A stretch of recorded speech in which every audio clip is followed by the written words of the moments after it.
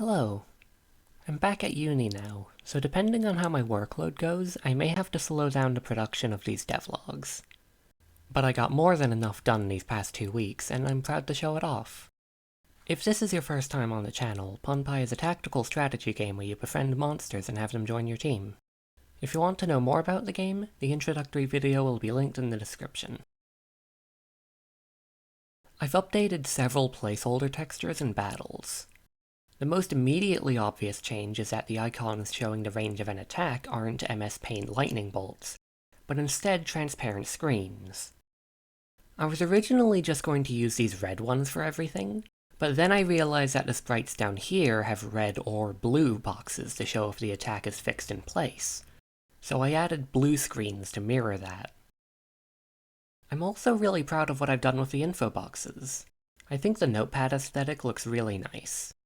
I had to make it so that the ability descriptions take up the same number of lines regardless of length, so I just made it 2 different text boxes. And I finally managed to fix the victory screen.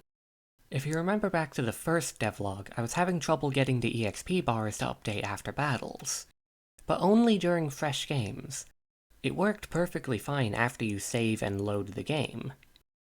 Well, earlier last week I realized why that was. See, in order to make the Ponpai's experience a percentage of the full bar's size, I had to divide it, then multiply it by 100. And the result is something like, let's say, 27% of the bar's length. But because of the experience needed to level up being stored as a float, Godot thinks I want the result to be a float as well. So it rounds 0.27 down into, well, 0. So of course, instead of dividing by 1,000, I had to divide it by 1,000.0. And it works! Also, for what I believe is the first time in these devlogs, I've made an adjustment to the battle mechanics themselves. I've added a friendship meter. I haven't gotten around to letting friendship grow naturally, but if you talk to this Glamelt in the forest, they can max out your first Ponpai's friendship for you. I was hesitant to add this because I didn't want to copy Pokemon's Cure Yourself with Status Effects strategy, but I think I found a mechanic I'm happy with. With a maxed out friendship, you can sense which attack your Ponpai would prefer to use that turn, and if you can manage to use it, it'll become stronger than usual. Of course, the other 2 attacks aren't affected, so this is purely a benefit. Attacks that lay traps or give status effects have no benefit at the moment, but I'll figure something out for that next week. Back when I was designing the forest, I added this cave in the wall, which was originally meant to be the Dragard's lair. So now, I've let the player go inside. This was useful because you still need to pay the rat trap to access the cave, so I can hide all of the stronger and weirder Ponpai in here, such as Cooler Pendle, MP, and Daimal. Wait, have I introduced Daimal yet? Okay, so once again I've added a whole bunch of Ponpai.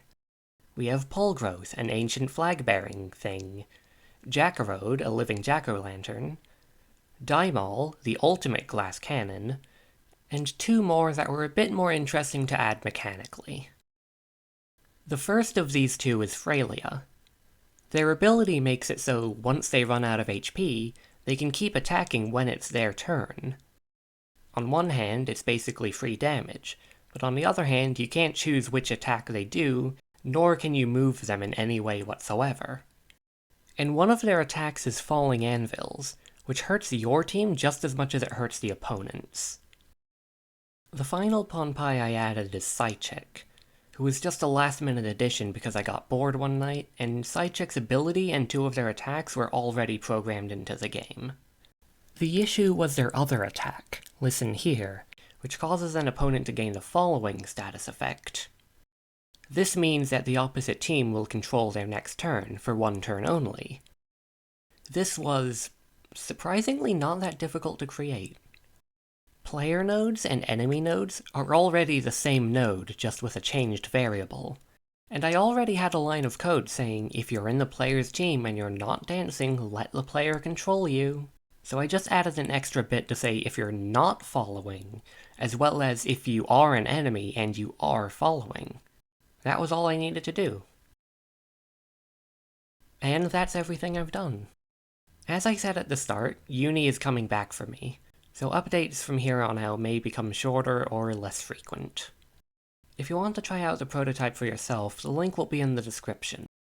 Otherwise, look forward to the next devlog, where I'll be doing some sound work. Thanks for watching.